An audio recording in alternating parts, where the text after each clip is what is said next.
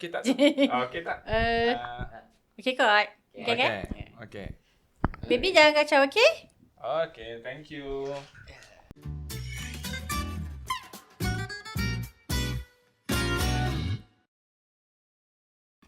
Bismillahirrahmanirrahim. Assalamualaikum warahmatullahi wabarakatuh.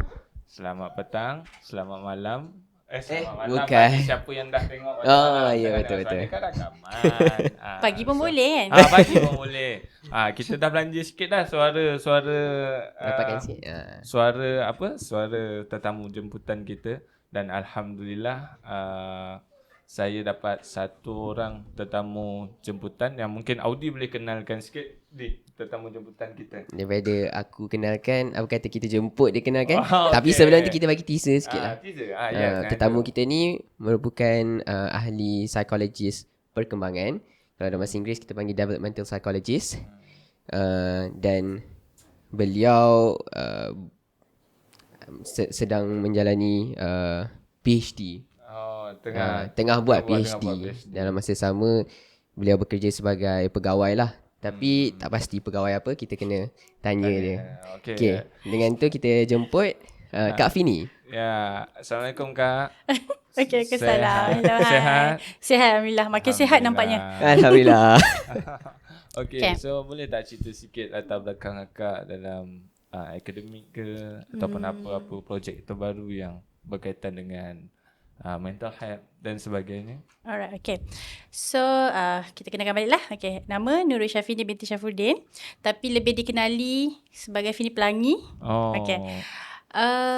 Macam yang Audi cakap tadi, berkhidmat sebagai developmental psychologist dan juga psychology lecturer untuk program UCAM International dan juga program PBJJ. Okay. So, pegawai di mana rahsia. Tapi cinta dan hati saya masih di UKM. Okay, kekal di UKM. Alright, kita bagi hint sikit lah kan. Okay. Sedang menjalankan pengajian. Sedang melanjutkan pengajian dalam bidang PhD. Sedang melanjutkan pengajian PhD dalam bidang psikologi. Dan kali ini saya memfokuskan sebab kita ahli psikologi perkembangan. So, kita kaji ataupun kita belajar lifespan tu daripada prenatal lagi, daripada dalam perut sehingga mati. Jadi master saya dah buat tentang kanak-kanak. Okay, kita buat pre-therapy dan juga kanak-kanak autism, slow learner. Okay, waktu degree saya dah kaji tentang dewasa.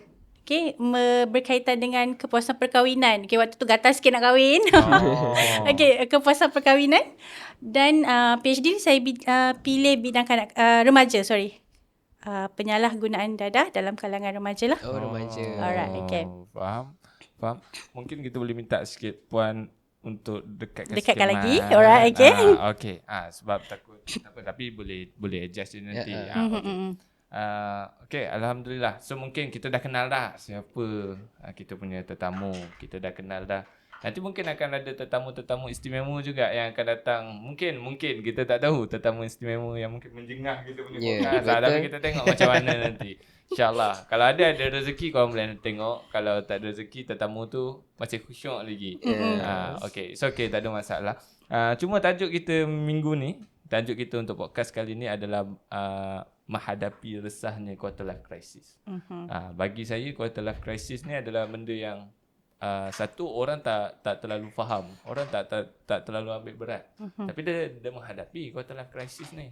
Dia menghadapi krisis seperempat usia. Cuma dia tak tahu. Bagi saya juga, quarter life crisis adalah satu rumah. Saya ibaratkan quarter life crisis sebagai satu rumah, dan semua orang akan memasuki rumah tu. Yang membezakan adalah bilik-biliknya. Ada yang memasuki ke dalam bilik makna kehidupan, ada yang memasuki ke dalam bilik kewangan, ada yang masuk dalam bilik keluarga yang toksik dan sebagainya. Maksudnya bilik tu yang membezakan kita, dan kita akan terus memasuki ataupun bersama dengan quarter life crisis ni.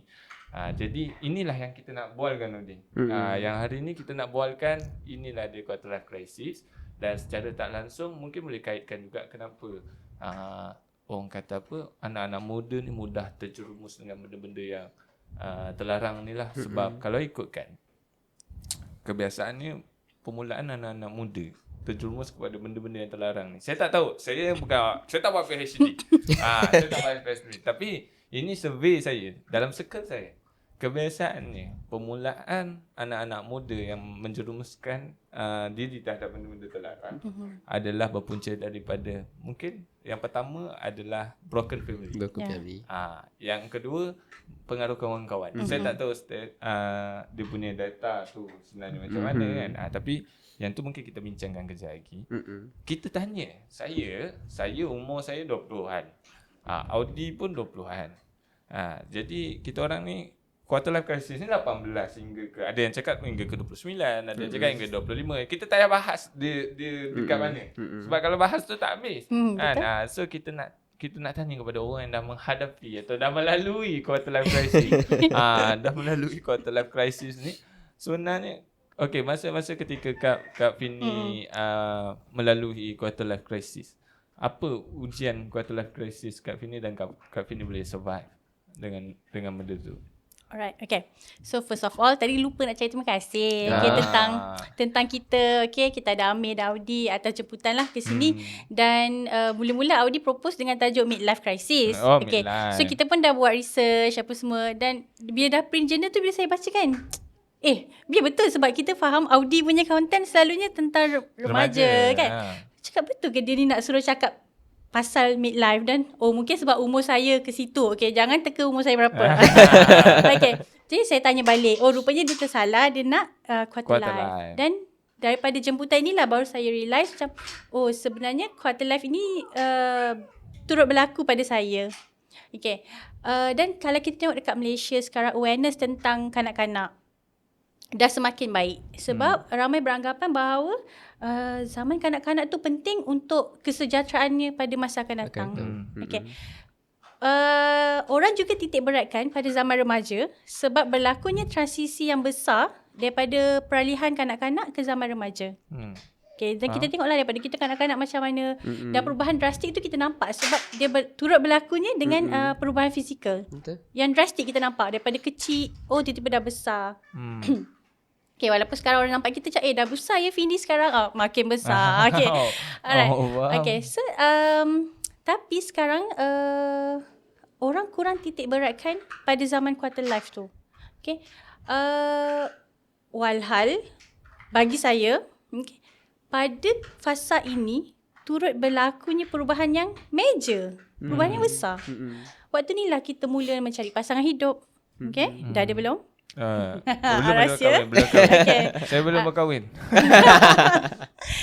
Mula mencari pasangan hidup, mula mencari kita ni nak kerja apa sebenarnya. Dan kadang-kadang mungkin baru mula tertanya-tanya, betul ke tak sebenarnya course yang aku ambil waktu degree? Betul. Kita selalu tanya. Mula berlaku pada waktu itu. Saya tak ingat apa yang Amir cakap tadi, tapi saya tertangkap pada satu kota yang daripada pembacaan saya lah kan. Expert mengatakan bahawa quarter life crisis ni adalah salah satu stereotype. Setakat stereotype. Tapi dia menekankan bahawa semua orang akan bukanlah semua orang akan, semua orang mungkin mengalami fasa ini. It's not compulsory untuk semua orang experience quarter life crisis. Tapi majoriti kita mengalami, cuma kita sedar tak sedar je. Ya, betul. Ayat tadi sedar tak sedar.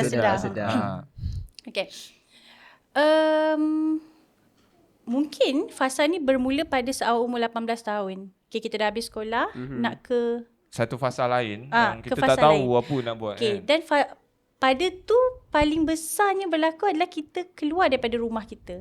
Mungkin dulu kita duduk asrama, boarding school, tapi still balik jumpa parents. Bila kita dah melangkah habisnya pendidikan sekolah menengah lah kita kata, nak ke peringkat yang ketiga, foundation, degree sebagainya, kita mula keluar yang mungkin kalau dulu waktu sekolah seminggu, bukanlah seminggu, baik sangat seminggu sekali balik kan, tak ada, sebulan sekali balik. Tapi bila degree life kita macam mungkin 2 bulan sekali balik. Kalau saya anak manja mesti tiap-tiap minggu balik. Saya pun tiap-tiap minggu balik. Tapi macam mungkin tempoh kita nak balik ataupun tempoh kita berpeluang bersama keluarga tu semakin singkat. Balik pula duduk kat bilik buat assignment, ada tugasan luar dan sebagainya. Ada juga yang mengalami pada hujung-hujung 20-an. Okay, waktu tu lah kita macam mula fikir pelbagai benda yang uncertain. Kita tak pasti dengan masa depan kita. Kita tak pasti dengan jodoh kita siapa. Okay. Betul. Dan personally, my experience is about 25, 26 macam tu. Okay, berlakunya pelbagai, tadi tanya kan macam apa peristiwa-peristiwanya kan. Berlakunya pelbagai peristiwa gelap lah saya cakap dalam hidup saya. Okay. I've lost my very best friend, okay, due to leukemia. Dan perginya dia bersama-sama impian kami. Saya dan dia berimpian lah. Okay. Like macam kita planning, right after dia balik daripada UK, kita nak start up satu childcare center. Okay. So, okay, dia pergi kat sana untuk habiskan PhD dia dan saya di sini sambung master perkembangan. Okay, sebab kita nak faham lagi kanak-kanak tu macam mana, apa semua. Dalam masa yang sama turut mengkaji ataupun turut belajar tentang prosedur untuk buka satu center. So, bila dia dah tak ada, saya tak tahu kenapa saya tak kuat. Saya tak cukup kuat untuk teruskan impian tu. Right. Dan waktu tu juga fasa disakiti. Okay. Alright. Biasalah fasa-fasa. Okay. Jodoh. Dan saya tak pastilah saya yang menyakiti ataupun saya yang tersakiti apa semua. Wow. Okay.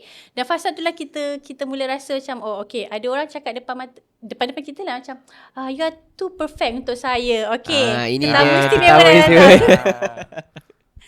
Okay. Indah dek sini dengan abang. Sini. Ada main dulu dia? Okay. Okay. Yeah, good. Indah dek dengan abang? Tak biar. Okay, dek sana. Okay. Alright. So, Tersakiti tadi. tak tahulah tersakiti ke menyakiti, tak tahulah. Ya, betul. Okay. Dan fasa tu juga kita macam-macam lah. Macam saya fail kali ketiga untuk interview PTD. So macam waktu tu memang macam-macam terjadi sampai macam orang cakap kenapa nampak macam zombie ni. Okay, waktu tu kan cerita, waktu time tu Train to Busan. Train to Busan. Lagi sekali jangan teka umur berapa. Tengah hit kan. Jadi macam kenapa nampak macam zombie, kenapa susut, kenapa ini apa semua. Right. Tapi saya lucky enough untuk tak consider benda tu as depression. Right. Saya bagi masa untuk diri sendiri untuk embrace the pain. Untuk memahamilah krisis ataupun masalah yang sedang berlaku pada masa itu. Dan slowly kita bangkit balik lepas tu.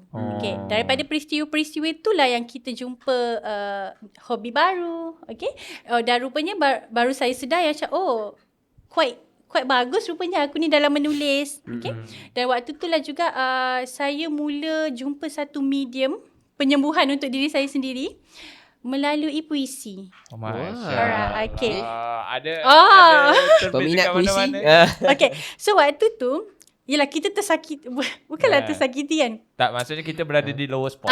Ya, betul. Terpuruk di lohong yang paling gelap. Waktu tu kita jalan-jalan kat MPH. Saya memang suka kedai buku. Okay. So jalan-jalan ternampak satu buku puisi ni, Seksi Ovari. Okay, by Kak Fazlina Isyamuddin. Kenal? Fazlina, okay, Kak Faz kan? Kak Faz. Waktu tu memang kena macam, Seksi Ovari. Aku kena jadi seorang perempuan yang kuat. Gondol lah macam tu kan. Macam, aku perempuan tak boleh lemah. Okay, stereotip ni perempuan tu lemah. Okay. Betul. Jadinya so daripada buku puisi tu yang saya rasa macam, okay, rupanya manusia ni boleh sembuh daripada pembacaan dan penulisan yang macam tu. Okay. Indah. Mes ni kat uncle. Sebab dengan uncle? Okay tak, kesian ibu. Mes ni. Kesian kenapa ibu. pula ni? Janganlah kata ni ibu. Okay. Inilah juga krisis yang kena fikirkan bila nak start family. Bila kita nak start berfamily, dah nak ada anak tu umur berapa? Tak apa. Aduh. Santai je. Alright. Jadi orang mungkin nampak krisis tu satu benda yang negatif, tapi pada masa yang sama dia boleh jadi benda yang positif. Ya, betul. Okay. Right. Kita nampak satu sisi yang lebih baik daripada diri kita lah. So daripada titik terendah tu, saya conclude sikit ceritanya. Daripada titik terendah tu, Puan menemui satu satu apa orang kata, satu cerita baru ataupun satu cara baru. So daripada titik terendah tu, saya concludekan di mana ada waktu yang akak rasa akak down gila punya. Lepas tu akak jalan dekat MPH dan terjumpa buku Kak Faz. Untuk pengetahuan semua, Kak Faz tu antara orang yang saya sangat teruja lah membaca karya-karya dia kan. Dan lepas tu barulah akak menjumpa orang kata apa, batu loncatan yang baru untuk dalam hidup akak kan. Dan secara tak langsung juga akak dah ada hobi baru. Saya tertarik nak tanya, hobi apa selain daripada menulis puisi? Kan menulis puisi tu satu menulis hobi? puisi tu dan juga start untuk draw lah. Draw something. Sebenarnya ayah saya ni memang seorang pelukis. Tapi macam kita tak pernah rasa berminat pun. So macam kita tak faham lah nature kerja dia macam mana. Jadi macam bila kita draw, rupanya benda tu seronok. Dan saya suka like drawing something, lepas tu tulis sikit puisi kecil je kat bawah tu, untuk simpanan peribadi. Okay, waktu tu sebenarnya nak meluahkan perasaan juga. Yelah. Tersakiti atau menyakiti ya. Okay. So kalau Di pula a bit tentang quarter life crisis yang tengah hadapi, mungkin muda lagi. Dan ada kita orang Audi paling muda, paling keanak-anak kan. Dalam office pun dia lah yang selalu ni kena adik-adik lah kan. Adik-adik. Tapi janganlah, umur tu bukanlah satu penanda aras untuk kita mengukur sama ada orang tu bagus tak bagus. Betul. Banyak je saya belajar daripada Audi walaupun dia lagi muda. Saya pun bila Audi yang jemput ni saya takut macam takut nak cakap Audi ni kan. So kalau macam Audi sekarang macam Kak Vini tadi dia dah lepas. Jadi kita dah throwback kan. Macam kau sekarang ada quarter life crisis. Krisis yang aku tengah hadapi lah. Tapi tak tahulah nak kata krisis yang sangat major ke tak ke kan. Tapi kita consider sebagai krisis jugalah. Adalah antara nak sambung belajar atau nak terus kerja. Sambung belajar terus kerja supaya boleh kumpul duit kahwin. Wah. Tapi macam tu lah lebih kurang. Jadi itu antara krisis dia lah. Macam sebelum aku dapat masuk kerja dengan tentang kita ni, aku dah kerja dengan satu company therapy center. So therapy center tu bila dah masuk rasa macam tak bestnya apa semua. Mungkin sebab culture kat situ kot. Rasanya implementation atau activity nak buat kerja tu best. Cuma culture maybe, I don't know. Jadi saya decide untuk keluar, tanya tentang kita ada kerja kosong tak. Kebetulan ada kerja kosong, jadi saya masuk. Bila masuk, kerjaya yang saya buat dekat tentang kita ni benda yang sangat saya minat.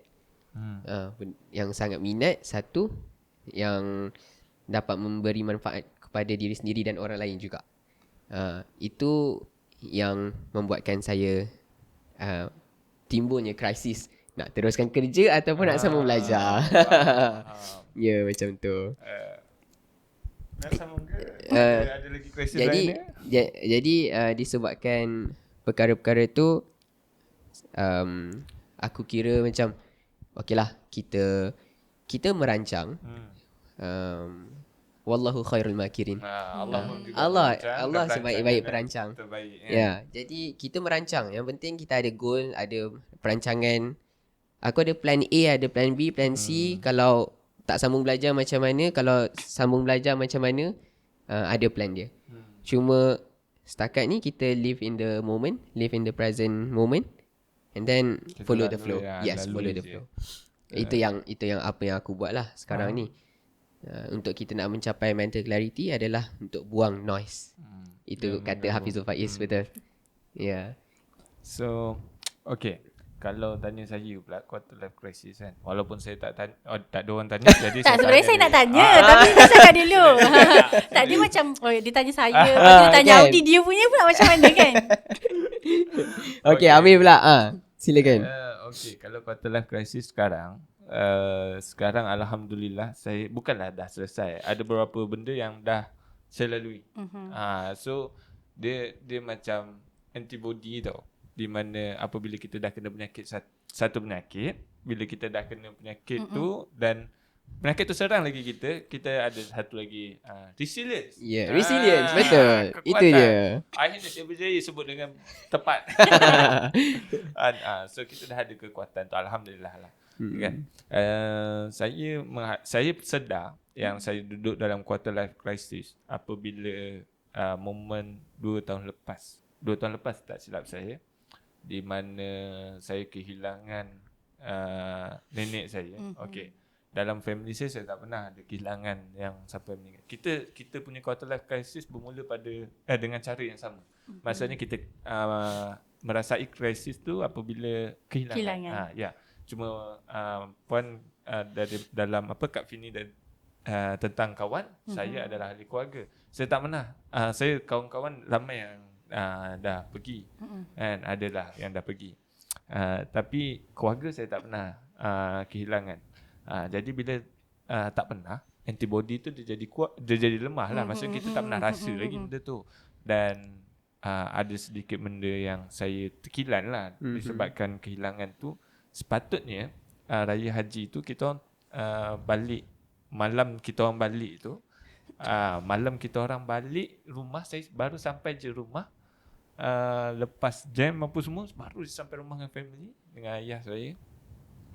Ayah saya keluar daripada bilik, dia cakap kita balik kampung balik. Saya baru sampai rumah, baru nak baring lepas menempuh jam kan, balik kampung. Saya tanya kenapa, ayah saya diam. So kita dah faham lah. Masa tu kita balik kampung balik, dan itu adalah titik kalau ikutkan nangisnya sikit lah masa tu kan. Tapi sedihnya berpanjangan.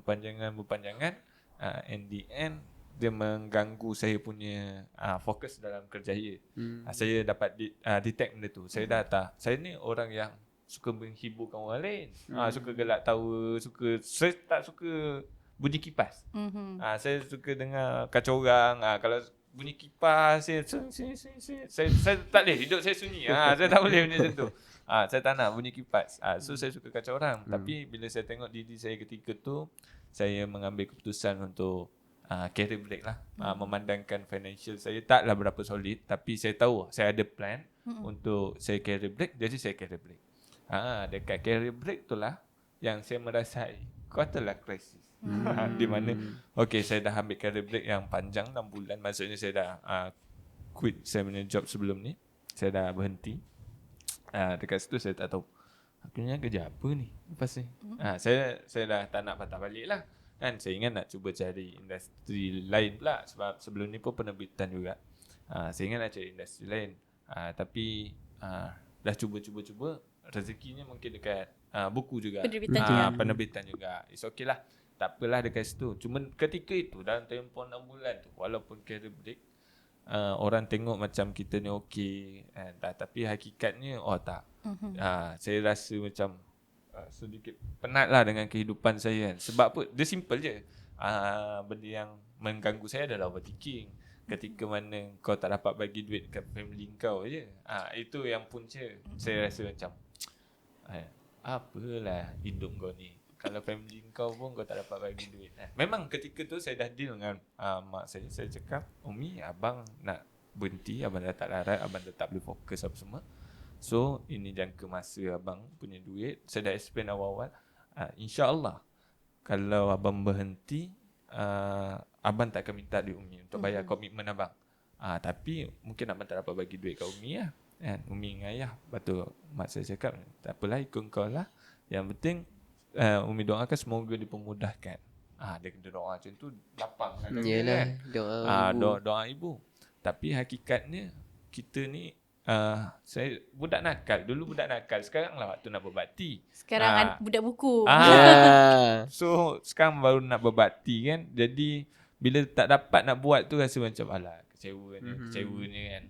So itu antara krisis saya. Kalau kerjaya, kewangan pun saya dah rasa. Kalau pasangan tak, belum lagi. Belum lagi lah. Berpasang Belum lagi pasang rasa. ke? Bukan. Okay. Okay, saya tertarik lah tentang quarter life crisis. Saya ada baca satu artikel. Saya tak sure artikel atau jurnal, tapi saya ada baca dekat saya baca satu research. Quarter life crisis ni paling besar adalah berpunca daripada keluarga. Keluarga. Ya. Okay. Kita tak boleh nak menidakkan dan kita tak boleh nak mengiyakan 100%. Sebab kita ada orang kata apa? Individual differences. Yeah. Right. Macam mana yang saya cakap tadi? Tempoh bermula tu berbeza ikut orang. Ya, betul. Sama juga dengan punca. Okay, basic punya punca berlakunya krisis pada quarter life ni adalah kerjaya. Ya. Pendidikan macam Audi tadi, nak belajar ke nak kerja, mencari pasangan, okey, hubungan romantik, okey. Boleh juga jadi daripada keluarga. Okey. Dan juga perubahan macam mana daripada kita beramai-ramai dengan family dan pada masa ni kita start untuk Buat independent. Ya. Environmental changes. Ya, betul. Okey. Jadi, kalau daripada keluarga tadi, boleh tak Amir cerita apa sikit yang dia ceritakan? Kalau maksud saya daripada keluarga ni adalah support system. Maksudnya, apabila seorang anak tu, dia menghadapi quarter life crisis, tapi dia tidak ada support system yang baik, secara tak langsung, dia susah untuk keluar daripada quarter life crisis. Okey, faham. Itu yang saya dapat lah hasil daripada saya punya sikit-sikit belajar. So bila kita tengok zaman mak ayah kita hidup berbeza dengan zaman kita. Betul. Tak tahulah beza zaman kita, saya dan zaman awak semua pun berbeza juga pun tak tahu sebab kita ada gap umur kan. Okay. Support system tu penting untuk kita counter back the crisis. Okay. Jadi mungkin masalah tu berlaku bila zaman mak ayah kita 19, 18 dah kahwin. Okay, waktu kita 29, 30 tak kahwin-kahwin lagi kan. Jadi dia rasa macam aku dulu ni waktu umur kau ni dah ada anak 2-3 orang dah. Kau Pak Wu pun tak ada lagi mak ayah bising. So balik raya ni kan. Ready lah dengan soalan makcik-makcik. Kau ni bila lagi nak berjodoh? Kau ni bila kalau dah ada anak pula, kalau dah kahwin, bila nak ada anak? Dah ada anak seorang, bila nak tambah 2? Soalan yang takkan ditanya, bila nak lamar pakcik? Itu makcik-makcik takkan tanyalah. Bila nak lamar suami dia. Okay. Jadi perubahan tu yang mungkin menyebabkan berlakunya krisis di situ. Sebab zaman kita lain. Okay, zaman mak ayah kita mungkin tepung 20 sen ke ada ke 50 sen macam tu. Okay, zaman kita dekat RM3 lebih. Jadi kita nak kahwin tu pun fikir banyak. Audi nak kahwin nak kumpul duit. Kerja nak kumpul duit kahwin kan.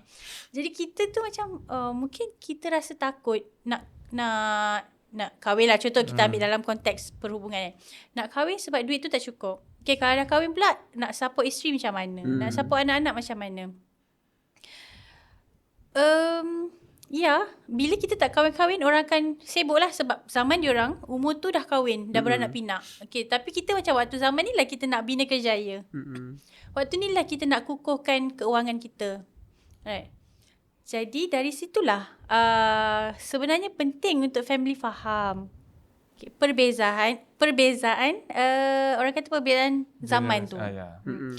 Bila tak faham tu lah yang jadi macam kita tak ada support system. Kita tak boleh nak cerita dekat parents ataupun family sebab diorang tak sefikiran dengan kita. Jadi kita dah lost satu support system dekat situ. Jadi pendam sendiri, stres sendirilah. Kan kalau nak cakap pasal krisis kan, untuk kita, krisis kita mungkin macam akak cakap tadi berbeza kan setiap individu. Tapi yang kita kalau kita nak compare antara generasi kan, generasi yang dulu baby boomers ke dengan generasi kita yang sekarang ni, Kak Fini mungkin generasi oops. Dekat-dekat lah, kita dekat-dekat lah. Generasi kau. Generasi kita lah, generasi kita. Nak compare dengan baby boomers yang 50 tahun dan 40 tahun ke atas macam tu, diorang akan macam akan kritik lah kita punya mental, macam korang ni generasi sekarang ni lembik kan. is it because of kita makin lembik, kita makin kurang strong lah, ataupun disebabkan faktor environment, faktor ekonomi, faktor upbringing, cara kita dibesarkan dan sebagainya. Akak rasa macam mana? Ulang balik soalan. Macam lost kejap. Boleh saya jawab sikit. Saya selah sikit lah. Mungkin kau nak ulang balik soalan. Soalan dia macam ni. Soalan dia, adakah generasi sekarang, generasi yang lembik, yang biasa fragile, orang cakap ni mesti geng-geng sunat laser. Kan? Ada biasa geng-geng sunat laser lah apalah kan. Adakah generasi sekarang ni lembik? Ataupun sebenarnya generasi sekarang ni ditekan oleh suasana keadaan ekonomi, ditekan oleh gadget dan sebagainya. Tapi bagi saya, ini pendapat saya, jangan marah, jangan troll dulu. Kan? Pendapat saya macam ni. Sebenarnya daripada zaman atuk kita, ke ayah kita, ke nenek kita, ke bawah ni sampailah ke kita ni, setiap generasi akan blame generasi selepas ni. Sebelum geng-geng zaman aku ni, blame geng-geng kau yang sunat laser kan. Aku dah kena dulu lah. Maksudnya dulu punya culture. Korang ni kalau kita borak dengan pakcik, korang ni tak apa-apa lah. Kalau dulu dia cakap kalau dulu kita orang lepas tu generasi pakcik tu pula yang blame aku ni tadi, duduk dengan generasi time nak merdeka tu. Zaman merdeka dulu tak rasa senang macam ni. Faham tak? Generasi tu, ini pendapat saya. Ini adalah culture yang biasa orang buat. Cuma mungkin generasi sekarang dia agak fragile sikit, di mana apabila orang judge dia down. Berbeza dengan generasi-generasi sebelum dia. Apabila orang judge dia macam tu, dia hantar kau tak ambil pusing pun kan. Memang dia suka cakap macam tu. Ada dah, mungkin ada sebahagian yang down. Untuk generasi sekarang ada sebahagian yang tak ambil pusing pun. Tapi mungkin ada yang kalau dulu majoriti generasi adalah dia. Aku rasa kalau dulu punya kata-kata lebih menyakitkan, tapi dia tidak memberi kesan. Tak ambil pusing pun. So macam kalau puan Snowflake, orang kata Snowflake generation. Akak pernah dengar Snowflake generation? Belum lagi. Rasanya lepas ni kena terus cari ni. So kalau adakah faktor generasi ni memang lembik ataupun pandangan akak? Kalau dari segi nak kata macam masa tu mungkinlah fasa masa Audi dengan kita tak jauh sangat. Tapi yang paling nampak impact dia adalah kemodenan gadget. Alat telekomunikasi. Seingat saya WhatsApp tu ada waktu hujung buat degree. Kita nak cakap tahun bila sebab nanti teka umur berapa. 2014 lah. Bagi tahu. So hujung tu baru ada WhatsApp. Dulu zaman kita mana ada. Kalau orang gosip pun kita tak tahu sampai setakat itu je lah yang kita tahu. Paling kuat pun tahu jiran sebelah bercerai ya. Paling kuat. Bila dah ada lambakan media sosial, kita dah ada X, kita dah ada Instagram, right? Facebook lah, zaman kita dulu pun paling kuat ada Facebook kan. Benda tu menyebabkan kita lebih lagi fragile. Sebab kita mudah terpengaruh dengan apa yang orang kata tentang kita. Tentang kita. Apa yang orang katakan tentang kita kan. Kalau dulu nak ambil pusing macam mana, gosip-gosip sampai kawan tak sampai kat kita pun. So kita tak tahu pun orang cerita pasal kita. Sekarang bila dah ada media sosial, kadang-kadang macam kawan tu update status je. Lepas tu dia cakap, dia kata pasal aku ke? Kita terasa sendiri. Mulalah fikir aku buat apa kat dia. Apa yang salah aku kat dia. Dia cerita kat orang ke pasal aku. Kita mula overthinking. Dan dengan adanya media sosial ni juga menyebabkan generasi sekarang senang self-diagnose. Lambatkan emosi, lambatkan fakta yang menyebabkan dia orang rasa macam kadang-kadang orang cerita kalau depression, simptom dia macam ni, aku depressed. Tiba-tiba aku dah depressed, aku anxiety macam tu. Sedangkan orang depressed tu tak cakap aku depressed. Dia pun tak tahu dia depressed, tapi orang gila pun tak cakap kita gila kan. So kalau kita pun macam psikologis nak diagnose dia depression, kena penuhi kriteria yang macam dalam kamus DSM kita semua kan. kita tak simply diagnose orang macam tu. Okay. Dan juga dengan adanya media sosial menyebabkan gosip tu tersebar dengan lebih luas. Lagi cepat yang menyebabkan macam orang nampak teruk pasal kita, orang nampak kita buruk dan sebagainya. Okay, kadang-kadang macam kita fikir, aku tak kacau orang pun, kan? Aku tak gosip pasal orang pun. Kenapa orang nak kacau aku? Macam tu. Kita mula berfikir macam-macam yang menyebabkan kita makin stres. Okay. Saya pernah adalah pengalaman macam orang gosip pasal kita. Like macam, aku tak kacau kau pun. Aku tak kena kau pun sebenarnya. Macam tu. Aku tak kena kau pun. Kenapa kau cerita pasal aku? So, bila kita mengadu pada orang dulu kan, bukan pada Tuhan dulu. Mengadu pada orang kan. Pada signifikan ada saya. Dia cakap macam ni. Minta maaf kalau kasar sikit. Tak apa. Macam ni. Alright. Syaitan pun kita tak kacau, tapi tetap syaitan tu nak kacau kita. Baik Okay. Kan? And right from that moment, I've learned that we are not born to be a people pleaser. Okay. Dengan adanya media sosial, kita tend untuk react dan jadi sebagaimana yang ditonjolkan dalam media sosial. Okay. So kita tengok influencer ni pakai kereta ni, pakai kereta tu. Itulah kejayaan. Itulah Okay, itu kejayaan kan. Okay, jadi founder, kita tak tahu kat belakang dia apa masalah yang dia hadapi. Nak jadi founder juga. Okay, pakai baju lawa, bercuti sana sini, suami penyayang apa semua. Dia takkan tunjuk dia gaduh dengan suami dia kat media sosial. Dia takkan. Dia memang tunjuk yang romantik je. Suami bagi gelang Habib lah, okay. Happiness comes in the purple box kan, macam tu. Dia takkan tunjuk benda yang negatif. Jadi bila lambakan benda-benda positif yang ditunjukkan, ataupun mungkin yang dia ciptakan, menyebabkan orang-orang yang menengok ni, kita tak katalah nak jealous, tapi rasa macam dia mula rasa macam, kenapa aku tak dapat? Aku tak seberjaya dia. Social pressure. Ataupun peer pressure lah kalau seumuran. Betul. Waktu zaman kita mana ada orang heran pun benda-benda tu. Paling kuat bergaduh dengan anak jiran sebelah. Dia beli kad mainan dulu kan. Itu je. Jadi mungkinlah itu salah satu faktor yang menyebabkan perubahan generasi tu. Tapi strong point tu sangat strong lah bagi saya. Sebabkan social media, sebabkan gadget sahaja boleh menyebabkan, dia menyumbang kepada faktor-faktor yang menyebabkan kita fragile. Betul. Itulah harga yang perlu dibayar oleh itulah harga yang perlu dibayar di atas kemodenan. Betul. Dan pada waktu tu, waktu quarter life crisis saya, samalah kita scroll Facebook tengok kawan bercuti luar negara, bestnya dia. Waktu tu kita belajar lagi, orang dah kerja, memanglah dah ada duit kan. Orang dah kahwin, kita tak kahwin lagi, seronoknya. Last apa yang saya buat, demi kesejahteraan emosi dan psikologikal saya, unfriend dia. Unfriend. Saya suka benda ni. Saya antara orang yang kalau saya tak suka apa yang dia share, saya akan hide benda tu daripada saya. Daripada kita duk sakit hati. Ya, betul. Baik kita hide kan. Kalau dalam terms Hafizul Faiz dia bagi ambil jarak. Letakkan jarak.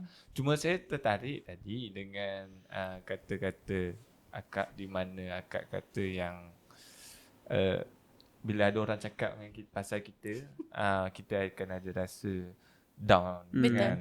Bila kalau kita rujuk ke dalam sirah pun, kita bawa lah sikit masuk keagamaan.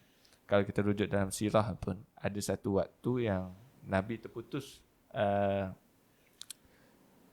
wahyu. Nabi terputus wahyu. Ada satu waktu Nabi terputus wahyu dan Allah lama tak mengirimkan Jibril untuk menghantar wahyu. Ketika itu ada ulama mengatakan, ada riwayat mengatakan bahawa ada orang-orang kafir Quraisy mengatakan, Tuhan dah tak sayang kau dah Muhammad. Mana syaitan kau yang kau ni, kenapa dah tak baca Quran? Sehingga kan ada juga ulama mengatakan Khadijah pun mempersoalkan benda yang sama, tapi Khadijah mempersoalkan untuk memberi semangat. Berbeza dengan kafir Quraisy yang mempersoalkan. Tapi dipendekkan cerita, Nabi Muhammad pun rasa insecure dengan diri dia ada buat salah ke? Dia kenapa Tuhan tak hantar wahyu? Kenapa? Hasil daripada apa dia rasa macam tu? Baginda rasa macam tu. Kata-kata orang. Daripada kata-kata orang. Maksudnya kata-kata orang ni bukan kita rasa kita lemah tak? Nabi pun dia terasa. Sehinggalah Allah turunkan ayat menjawab segala persoalan Nabi. Wadduha wal laili idza saja ma wada'aka rabbuka wa ma qala. Demi waktu duha, aku bersumpah dengan waktu duha, di saat engkau gembira. Dan waktu malam yang sunyi dan sepi, di saat engkau sedih. Ma wada'aka rabbuka wa ma qala. Aku sebagai Tuhan kau tidak akan sekali-kali meninggalkan kau dan membenci kau. So dekat situ saya merasakan pujukan itu bukan hanya untuk Nabi Muhammad sallallahu alaihi wasallam. Hatta apabila seseorang berkata buruk kepada kita, apabila seseorang blame kepada kita, apabila kita menjadi watak jahat dalam kehidupan seseorang, secara tak langsung orang lain akan meninggalkan kita. Dan ketika itulah ma wadda'aka rabbuka wa ma qala. Apa lagi yang kita nak dalam hidup kita kalau orang dah tinggalkan kita? Allah je lah yang tinggal. Allah dah janji, aku takkan tinggalkan kau, aku takkan benci kau. Dan turun surah seterusnya. Dah habis surah Duha, Allah bawa surah Al-Insyirah. Surah Al-Insyirah ni Allah cerita tentang Allah bagi kelapangan di atas segala kesesakan emosi, kesendatan emosi kan. Alam nasyrah laka sadrak. Allah memberi kelapangan di dalam hati kau. Allah membukakan segala hati kau. Dan kalau betul-betul teliti, kita dah buat podcast kan tentang surah Al-Insyirah, nanti boleh tengok nanti dengan Ustaz Syahri. Kena episod tengok sebelum-sebelum. Sebab poin-poin yang saya cakap ni semua daripada guru-guru saya. Semua daripada guru-guru saya, Hafiz Faiz, daripada Ustaz Syahri dan sebagainya. Tapi saya nak relate kan, apabila quarter life crisis, kita dah dibebani dengan krisis yang kita sendiri hadapi. Kita dah dibebani dengan suasana dan pelbagai masalah, kesulitan, kesendatan emosi dan sebagainya. Tiba-tiba datang seorang pula cakap, dia tak suka kau, dia tak suka kau, dia tak suka kau. Itu dah cukup akan memenatkan kita. Jadi macam mana nak terapinya? Calculation dia mudah je. Kalau melalui krisis, buka Quran, cari buka Tuhan. Quran, ya, betul. Saya tertarik bila disikan, saya tertarik dengan doa Syekh Salah Al-Khandili, salah seorang guru kepada sahabat saya, Ustaz Fakri Fazli kan.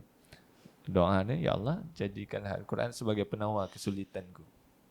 So benda tu masa kita tengah happy, kita baca, kita tak rasa. Faham? Macam surah Duha. Bila surah Duha ni saya belajar daripada sekolah lagi.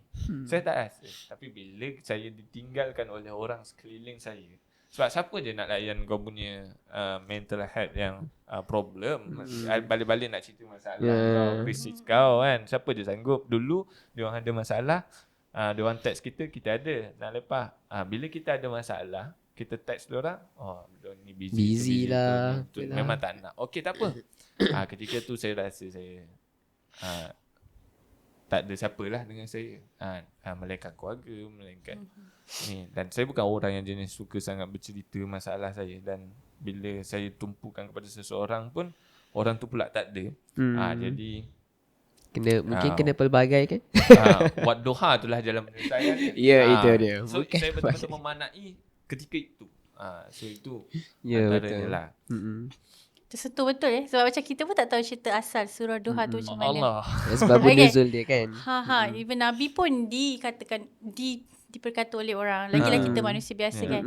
Tapi Amir dia quite lucky lah sebab dia boleh cerita masalah dia dengan orang. Okay, cuba kita cerita dengan orang.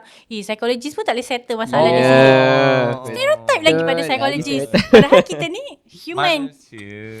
Saya ingat lagi waktu saya bersalinkan anak bersalinkan anak lah. Okay, hari kedua tu dah macam dah kena baby blues. Okay. Sebabnya senang je. Saya tak perasan nak saya berak. Itu je. Okay. Dia macam merengek-rengek, kita dah bagi susu apa semua tapi still menangis. Pasal macam apa masalah dia lagi, dia tak tahu dah. Dan kita adalah first time. Saya dah tengok Pampers pun tak ada apa. Rupanya bila nurse datang, dia kata baby berak dah kering. So memanglah tak selesa dia marahkan. So saya punya rasa macam tak gunanya aku jadi mak, anak berak pun tak nampak. Macam tu. So memang malam kedua saya bersalin tu menangis. Dan waktu tu dah nak start PKP kan. So macam husband tak ada sekali dekat hospital semua. Tak boleh masuk kan. Dia sampai pukul 10 je dan dia tak dibenarkan tidur kat situ lah. Jadi saya rasa macam teruknya kita ibu tapi tak perasan anak berak, tak bagi kesenangan pada anak apa semua. Dan saya memang menangis sepanjang malam sampai nurse ambil anak tak bagi Pegang. dengan kita sebab macam Takut puan lah, rehat. Dia suruh puan rehat, jangan fikir pasal anak.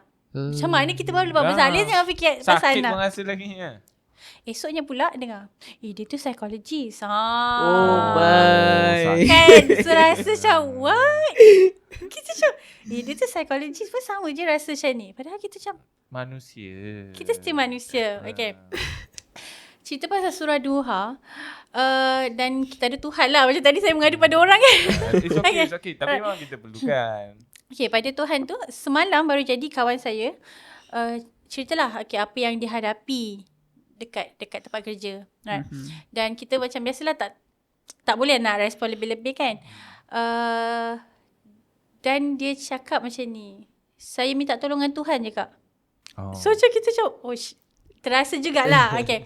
Dan bila cerita pasal Tuhan ni, yang teringatnya saya waktu fasa kegelapan saya tu. Okay. Kita ceritalah dengan orang lah. Kita ada orang untuk kita bercerita, meluahkan sebagainya. Ayat yang dia bagi daripada surah Baqarah. Yang sampai sekarang saya pegang dan kalau saya dengar ayat tu masih menangis sampai sekarang. Okay. Allah kata, pohonlah padaku dengan sabar dan solat. Wasta'inu bisabri wassalah. Dan setiap kali kita dengar, dia memang rasa macam ada Goosebump tak tahu nak cakap macam mana. Macam okay, sebenarnya kalau lah semua manusia dah tak nak percaya kita, semua manusia dah tak nak dengar pasal kita, kita dah tak ada support system, kita still ada Tuhan kita. Betul.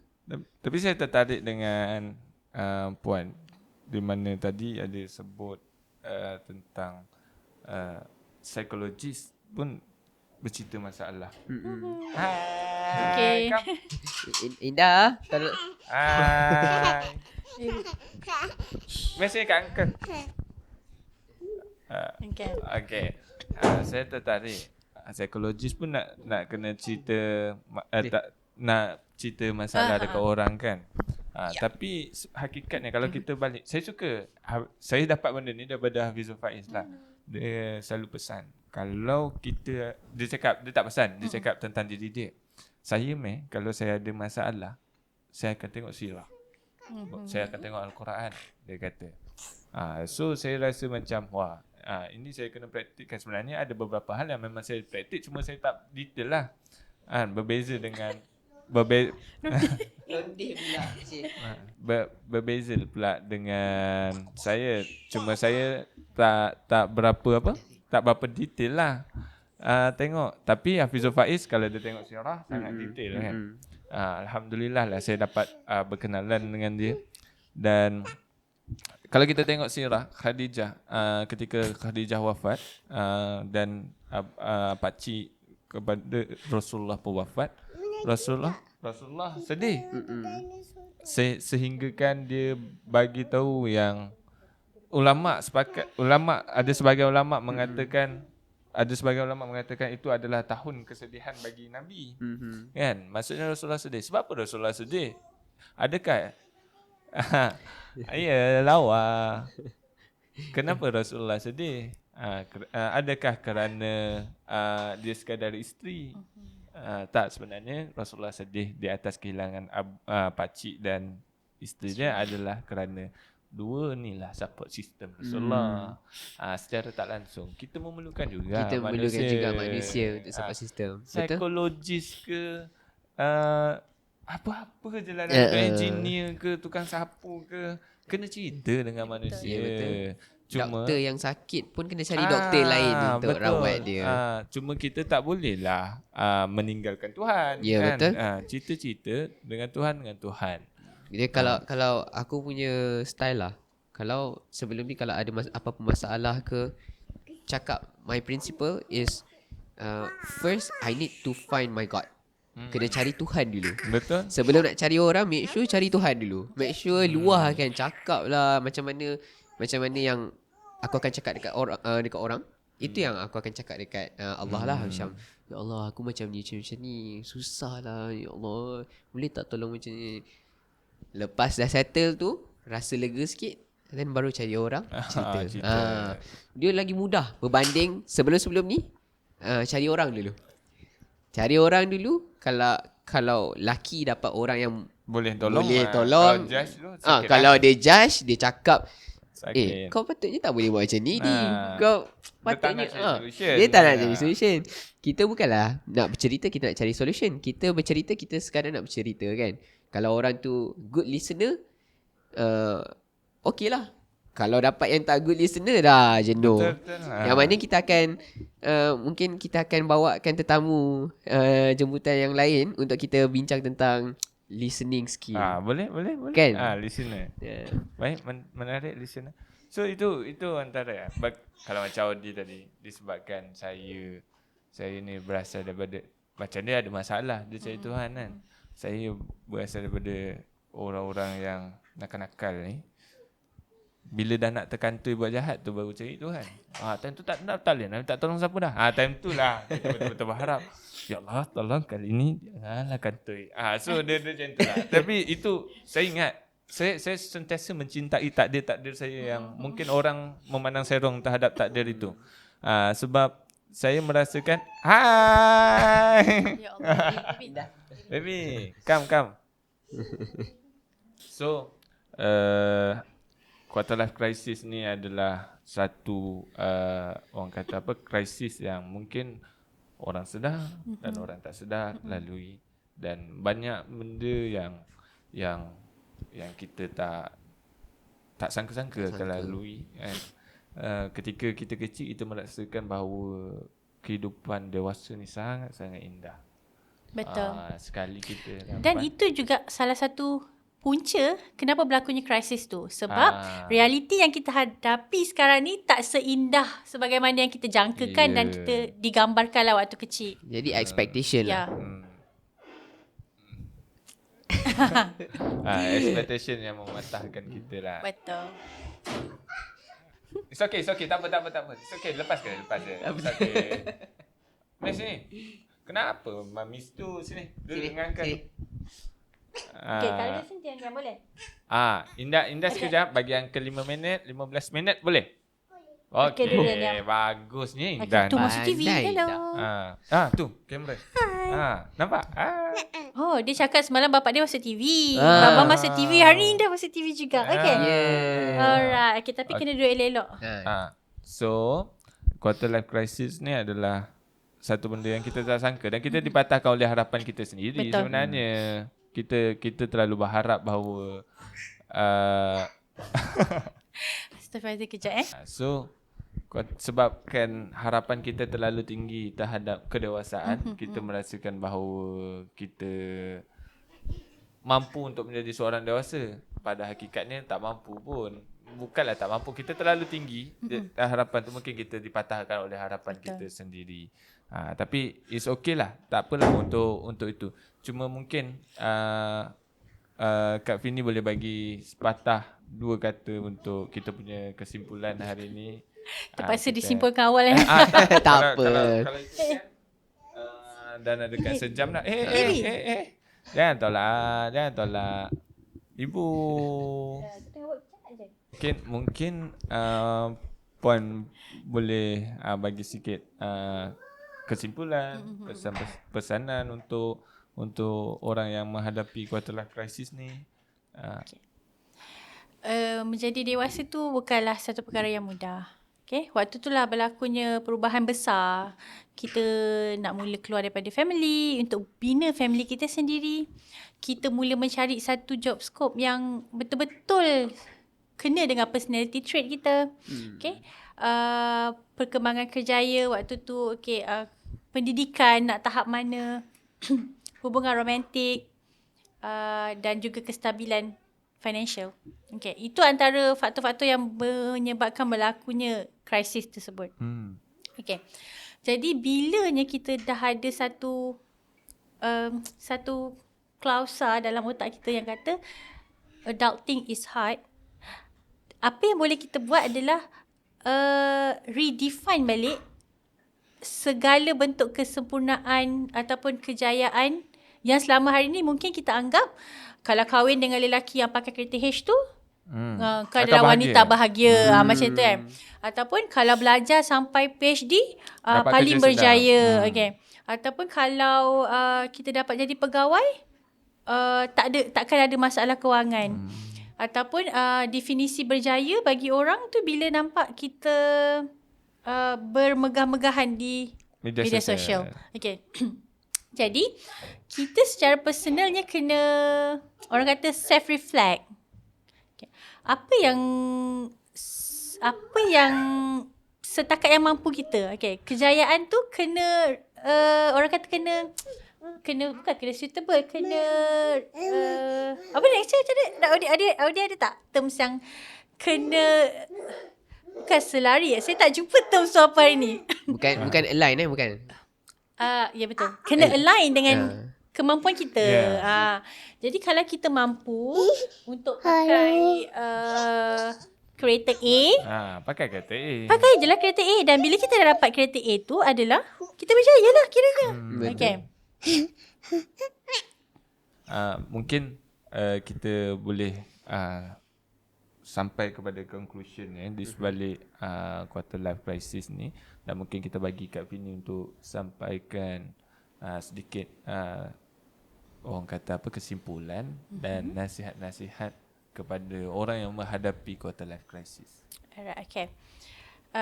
So yang saya rasa paling penting adalah ini berdasarkan pengalaman saya dan juga hasil-hasil pembacaan saya. Antara nasihatnya untuk kita conquer balik quarter life crisis ni adalah dengan stop comparing diri kita dengan orang lain. Okay, the key is jangan compare kita dengan orang. Apa yang kita lalui takkan sama dengan apa yang orang lalui. Okay? Kejayaan dia, kegagalan dia, keharmonian rumah tangga dia takkan sama dengan kita. Jadi itu adalah main point lah saya rasa yang macam semua orang boleh pakai. Stop comparing ourselves dengan orang lain lah. Okay. Yang kedua adalah start untuk redefine balik makna kejayaan dan juga makna kesempurnaan hidup. Okay, kalau dulu orang biasa kata kalau kita kahwin dengan orang lelaki yang bawa kereta H tu adalah wanita yang paling bahagia. Okay. Redefine balik benda tu. Okay. Sebab apa yang kita nak tu tak sama dengan orang. Okay, mungkin orang tu memang nak kahwin dengan siapa yang ada kereta H. Yeah. Tapi sebenarnya kita mencari lelaki yang family man. Jadi macam tak samalah, tak align kita dengan dia punya prinsip. Okay. Dan juga kita kena pandai cari support system kita. Siapa support system yang terbaik? Okay, mungkin tadi di awal kita chit-chat tadi, masalah tu ada berlaku pada family kita. Jadi kita dapat tahu kat situ family is not the best support system untuk kita. Jadi kita find orang lain yang boleh jadi support system yang terbaik kita. Okay. Dan belajarlah untuk reflect diri sendiri. Okay. Daripada krisis tu sebenarnya boleh jadi something yang bagus untuk kita ambil dan cakna apa yang kita boleh improve untuk jadi a better you, a better me. Right. Faham? So pada hakikatnya adalah dewasa dia tidaklah sulit. Tapi yang sulit adalah perjalanan untuk kita terus berkembang, terus menjadi lebih baik, terus orang kata apa, mendewasalah. Dan ini adalah satu perjalanan yang kita sendiri yang perlu untuk tentukan kita punya orang kata apa, keputusan. Kita sendiri yang tentukan kita punya perjalanan. Kita tak boleh menyalahkan sesiapa. Dan di atas segala krisis-krisis yang ada ni, insyaAllah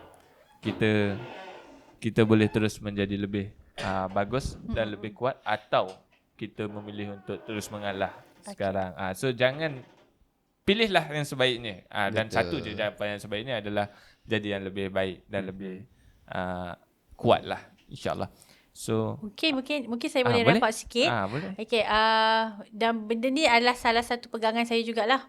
Okay, macam mana, apa saja kesakitan atau kegelapan yang kita sedang alami tu, biarkan dia. Biarkan kita bersama dia tapi bagi tempoh supaya tak terlalu lama. Sebab kadang-kadang pengalaman, kegelapan, kegagalan semua ni lah yang akan mendewasakan kita dan menjadikan kita seorang yang lebih baik.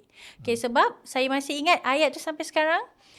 Nakoda yang baik takkan lahir daripada lautan yang tenang. Wah.